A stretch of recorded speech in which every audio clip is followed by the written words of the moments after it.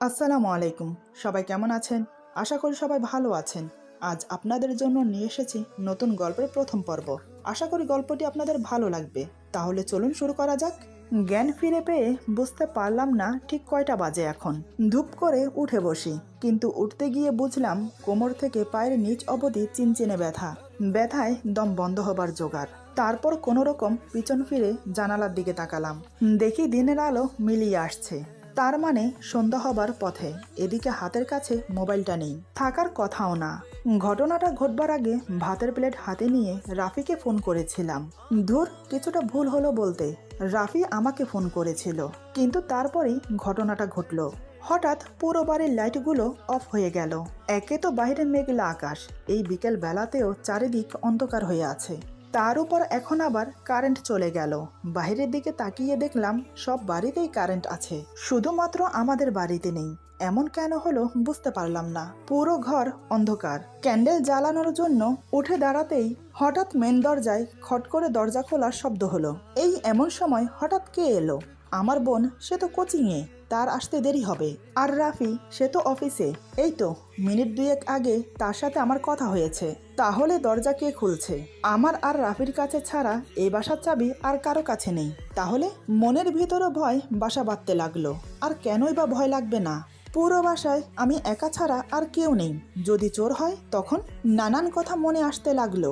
কিন্তু আমার ভাবনা চিরস্থায়ী হলো না।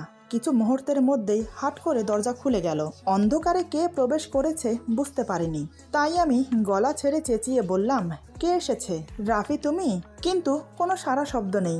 অন্ধকারেও একটা ছায়া মুক্তিকে দেখতে পারছি দরজার কাছে।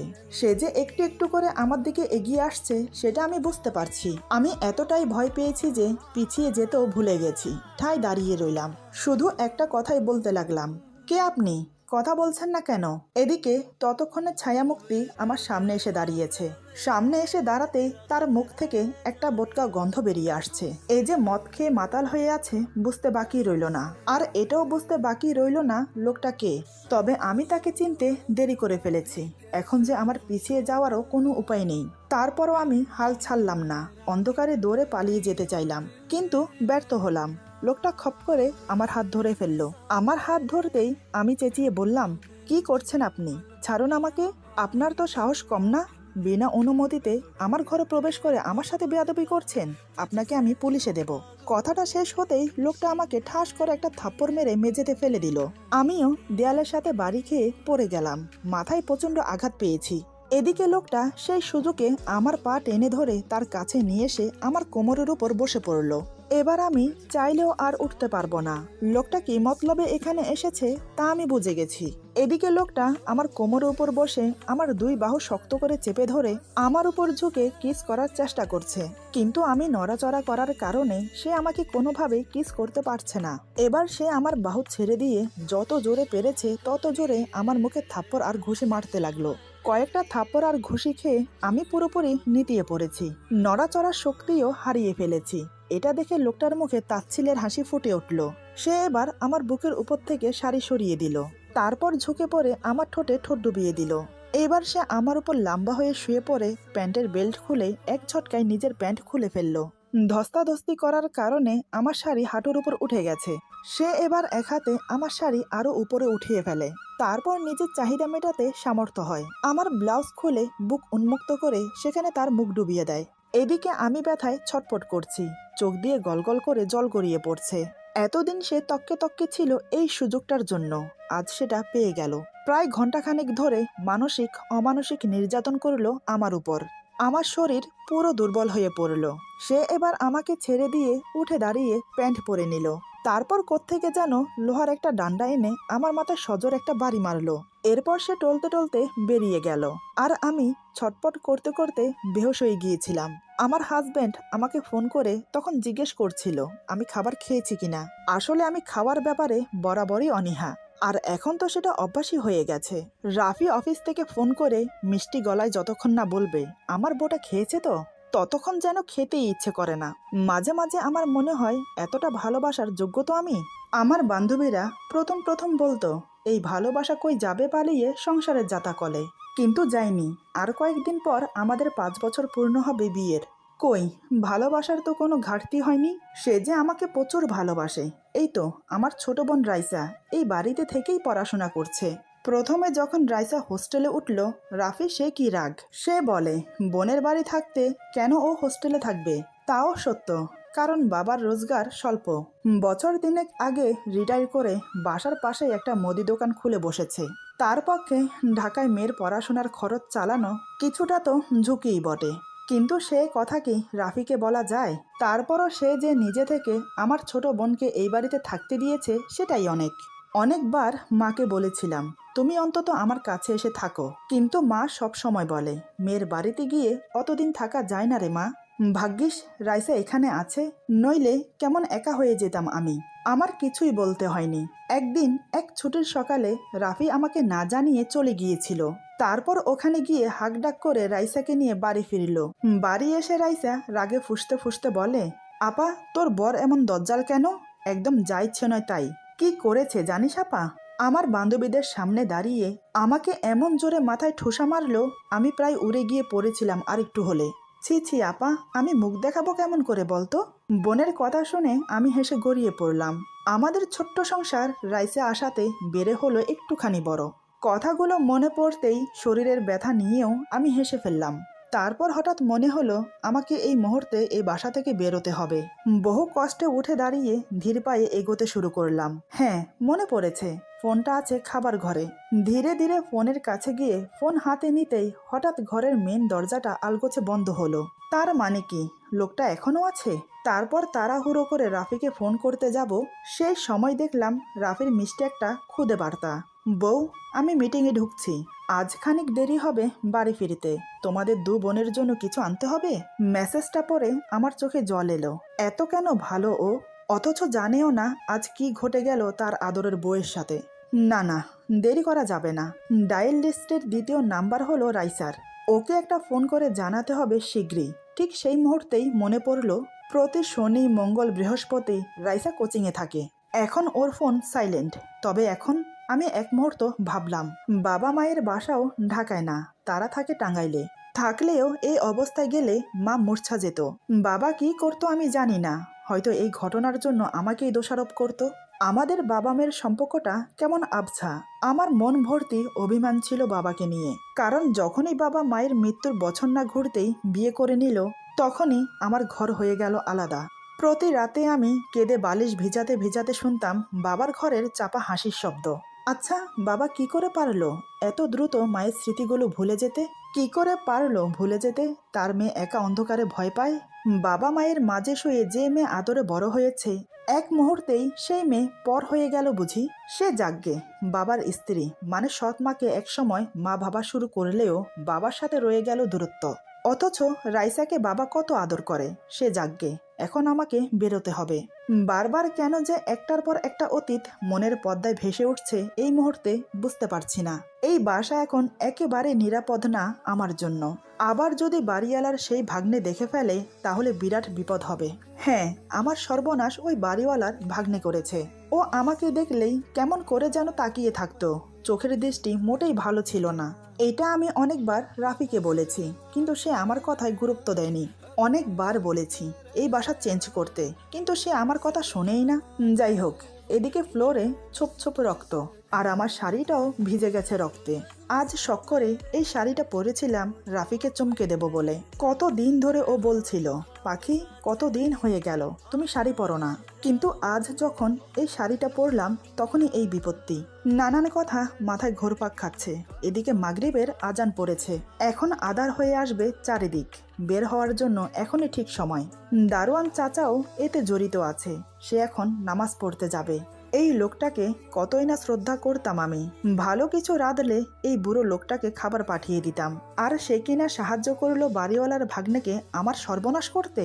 না হয় এই ফ্ল্যাটের চাবি কিভাবে পেল ছেলেটা? ও, বলতে ভুলে গেছি, এই ফ্ল্যাটের একটা চাবি দারোয়ানের কাছেও আছে। মাঝে মাঝে আমরা কয়েকদিনের জন্য চলে গেলে তখন সে ফ্ল্যাট দেখাশোনা করে। আমি ঘরের কোনো বাতি জ্বালালাম না, আলগোছে বারান্দায় গিয়ে দাঁড়ালাম। বারান্দায় আড়ালে থেকে দাঁড়িয়ে নিচের দিকে তাকিয়ে দেখলাম দারোয়ান চাচা টুপি মাথায় দিয়ে বেরিয়ে যাচ্ছে। আমাদের খোলা বারান্দা। এর উপরের ফ্লোরে বাড়িওয়ালার ভাগ্নের মদ জুয়ার আসর বসে। কি মনে হতেই আমি চট করে ওয়াশরুমে ঢুকে পায়ের কাছে লেগে শুকিয়ে থাকা চটচটে ভেজা রক্ত ধুয়ে ফেলার চেষ্টা করলাম, কিন্তু কল ছাড়লাম না। বালতির ঠান্ডা পানিতেই ধুয়ে নিলাম, কিন্তু কিছুতেই যেন রক্ত উঠছে না। না না, এখন চিন্তা করার সময় নেই আমার। আমাকে দ্রুত যেতে হবে রাফির অফিসে। আচ্ছা, সিঁড়িতে কি পায়ের মৃদু শব্দ ভেসে আসছে? সেই লোকটা নয় তো? আমি মরে গেছি কিনা তা নিশ্চিত হতে আবার কি দেখতে আসছে? আমার হৃৎপিণ্ড দ্রুত গতিতে লাফাতে লাগলো। আমি ধীরে ধীরে খাবার ঘরে গিয়ে দেখি দরজা খোলা। সে কি? আমি কি তবে তাড়াহুড়োয় ঠিকমতো আটকাইনি দরজাটা? না না, এটা হতে দেওয়া যাবে না। আমি দৌড়ে চলে এলাম ঘরের বাহিরে। না, সিঁড়িতে কেউ নেই। তবে হ্যাঁ, উপরে গুটি কয়েক পায়ের শব্দ শোনা যাচ্ছে। ওরা নেমে আসার আগেই সিঁড়ি বেয়ে আমাকে নেমে বেরিয়ে যেতে হবে। এই ভেবে তাড়াতাড়ি সিঁড়ি বেয়ে নিচে নেমে এলাম। বাড়ির মেন গেটের কাছে আসতেই হঠাৎ আমার মনে হলো, সবার ঘরে কিছু কি পড়েছিল? জমাট বাঁধা অন্ধকারে চোখে ঠাউর করতে পারিনি আমি। সব চিন্তা বাদ দিয়ে আমি দ্রুত বেগে দৌড়তে লাগলাম। দোতলায় আমার মোবাইল ফোন আর টাকার ব্যাগ সবই রেখে এসেছি। এমনকি শব্দ হবে বলে পায়ে স্যান্ডেলও গলাইনি। এখান থেকে রাফির অফিস দূরত্ব বেশি না, তবে তা পায়ে হেঁটে যাওয়ার মতোও না। আমি অত শত না ভেবে চলন্ত বাসে লাফিয়ে উঠে পড়লাম। ভেবেছিলাম কন্ট্রাক্টর ছেলেটা কিছু বলবে, কিন্তু না, সে ভাড়া তুলতেই ব্যস্ত। তবে আমার কাছে যে টাকা নেই, কি বলবো? হাতের আংটিটার দিকে চোখ পড়লো আমার। মনে মনে বললাম, টাকা চাইলে এটা দিয়ে দেব বরং। রাফি অফিস থেকে বেরোনোর আগেই আমাকে পৌঁছতে হবে যে করেই হোক। বাসটা আমার জন্য নিরাপদ নয়। আজ বৃহস্পতিবার। এই দিনটায় রাইসা বন্ধুদের সঙ্গে আড্ডা দিয়ে তারপর বাসায় ফেরে। কাজেই রাফিকে নিয়ে যাব রাইসার কাছে। মনে মনে প্ল্যান করে নিলাম। এদিকে রাফির অফিসের রাস্তা আসতেই আমি হাঁক ডাকলাম কন্ট্রাক্টর ছেলেটাকে। ছেলেটা এত মানুষের ভিড়ে তা শুনতে পেল না। তার উপর একটা লোক প্রায় আমার গায়ের উপর উঠে পড়তে চাইছে। এই অবস্থায় এখানে দাঁড়িয়ে থেকে কাউকে ডাকা বৃথা। বাস ধীরগতি হয়েছে।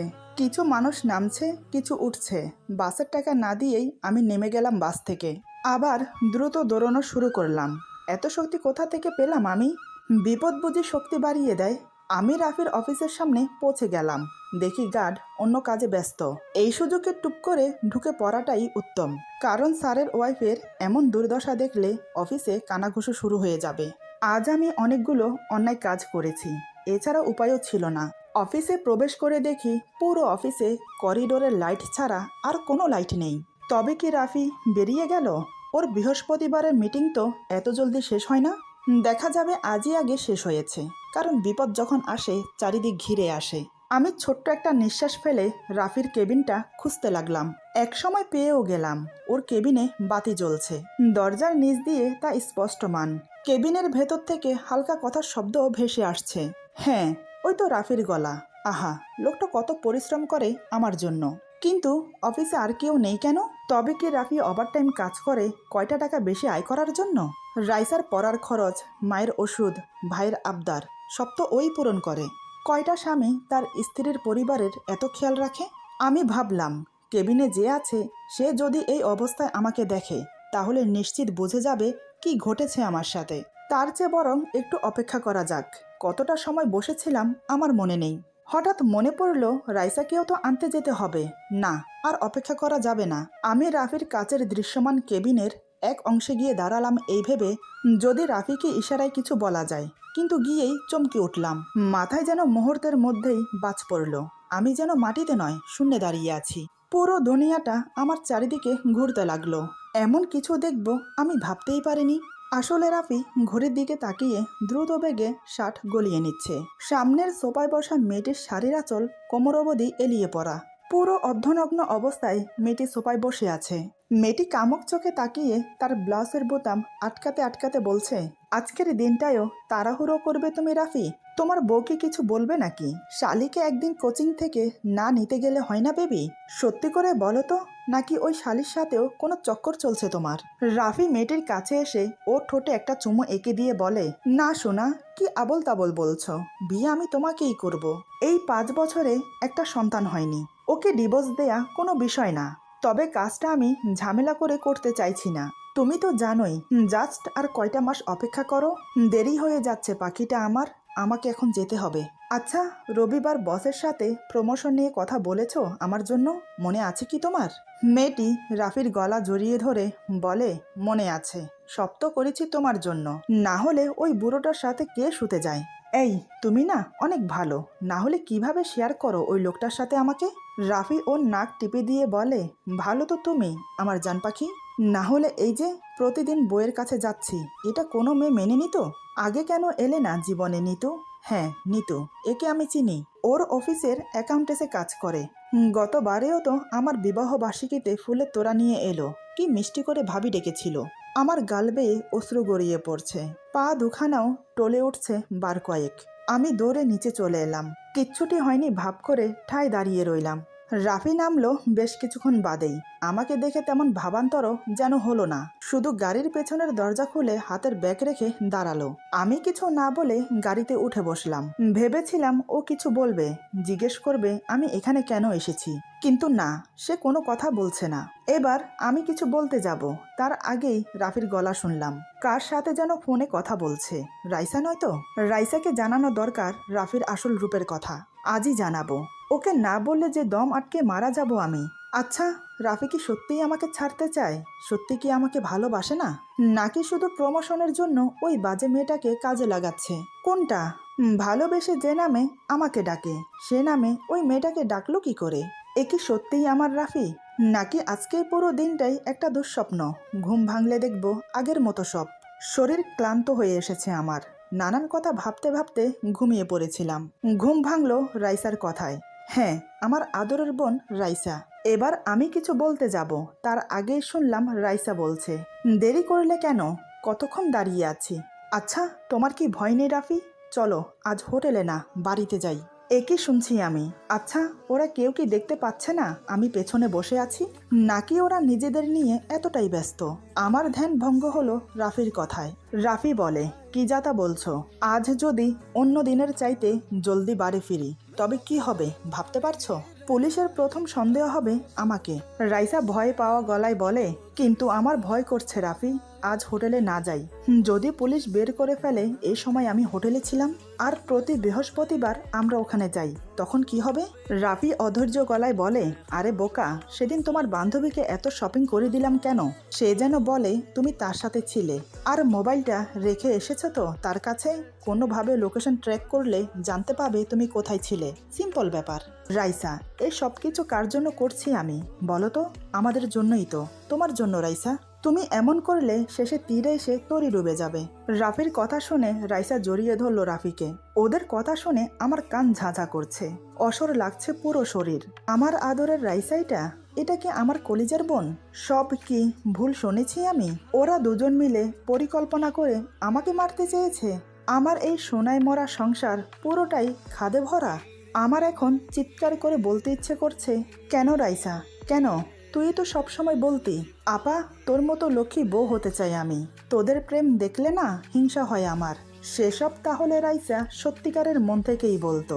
মাথাটা ফাঁকা ফাঁকা লাগছে, চাইলেই এখন চিৎকার করে বলতে পারি, গাড়ি থামাও, আমি আর শুনতে চাই না।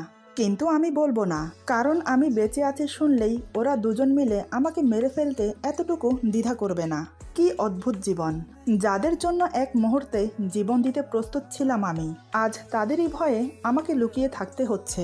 বেশ কিছুক্ষণ পর গাড়ি বাড়ির কাছে এসে থামলে ওরা বেরিয়ে গেল গাড়ি থেকে। আমিও বেরিয়ে এলাম কিছুক্ষণ পরে। হাঁটতে লাগলাম এলোমেলো পায়ে। কোথায় যাব আমি? হঠাৎ মায়ের কথা মনে পড়ল। হ্যাঁ, মায়ের কাছে যাব আমি। মায়ের বুকটা এখন খুব দরকার আমার। আমি খেয়াল করলাম কেমন যেন হালকা লাগছে শরীরটা, যেন খুব ভারমুক্ত হয়েছি। শরীরে আর কোনো কষ্ট নেই, ভেসে ভেসে যেন মুহূর্তেই টাঙ্গাইল পৌঁছে যেতে পারবো। তবুও একটা নির্জন বাসে উঠে পড়লাম। কয়টা বাজে এখন? হবে হয়তো 9টা, 9:30 কাছাকাছি। প্রতি বৃহস্পতিবারে এই সময়ে তো বাড়ি ফিরে ওরা। তারপর খাওয়া দাওয়া শেষ করে সারা রাত তিনজন মিলে ভূতের সিনেমা দেখি। সত্যিই তাহলে আমি অনেক বোকা, গেও, অশিক্ষিত। রাফি ঠিকই বলেছে রাইসাকে। আজ আমি বুঝেছি অফিসের পার্টিতে কেন আমাকে নিয়ে যায় না রাফি। আমার বেশি লোকজনে আড়ষ্ট লাগে, কারণ এটা না, কারণ হলো আমাকে নিয়ে গেলে লোকে হাসবে। তাই তো পড়াশোনা ইন্টারের পর আর হলো না। মা তোড়জোড় শুরু করলো ভালো পাত্রের। সবাই বলতো আমি দারুণ সংসারী হব, কারণ সৎ মায়ের ভালোবাসা পেতে আমি ঘরের যাবতীয় কাজ, সেলাই, নানান কাজে দক্ষ একেবারে। পড়াশোনায় কোনোদিনও আমার ভালো লাগেনি, তাই ইন্টারমিডিয়েটের পর মাকে বলতেই প্রথমে একটু চোখ গরম করলেও পরে বাবাকে কি করে যেন ম্যানেজ করে ফেললো। আমার আপন মা নেই তো কি হয়েছে, এই মাও আমাকে খুব বোঝে। মা মাঝে মাঝে আমার মুখটা দু হাতে জড়িয়ে ধরে বলতো, আমার লক্ষ্মী মামনি, দেখবি তোকে আমি সুপুত্র দেখে বিয়ে দেব। যদি আজ মা সব শুনে তাহলে নিশ্চয়ই খুব কষ্ট পাবে। মায়ের মুখটা মনে পড়তেই আবারও কান্নায় ভেঙে পড়লাম আমি। হঠাৎ বাস গন্তব্যে এসে থামলো। এখান থেকে বাড়ি পায়ে হাঁটা দূরত্ব। আমি বাস থেকে টলতে টলতে নেমে পড়লাম। রাত অনেক হয়েছে নিশ্চয়ই। এই সময়ে সকলে ঘুমিয়ে পড়ার কথা। কি জবাব দেব বাবাকে? হঠাৎ মনে পড়ল এবারও বাসের ভাড়া